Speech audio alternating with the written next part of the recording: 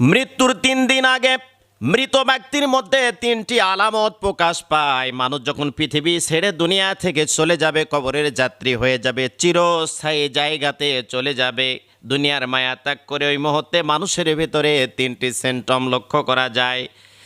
1 নম্বরে হলো খাবার দাবার বন্ধ হয়ে যায়, পরিবর্তন হয়ে যায়।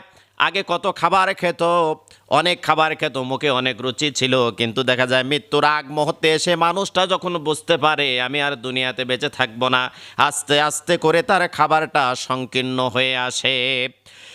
2 নম্বরে মানুষের কথার ভিতরে ভিন্নতা দেখা যায়। আগে জুড়ে কথা বলতো, দাপট দিয়ে কথা বলতো, অহংকার দিয়ে কথা বলতো, অহংকারের সাথে কথা বলতো, কিন্তু মানুষটা দেখছে দুনিয়ার মায়া ত্যাগ করে চলে যাব, মানুষের কথার ভয়েসটা আস্তে আস্তে নর্মাল হতে শুরু করে। এমনটা বলতে থাকে, যদি মা মারা যায় তাহলে বলে বাবা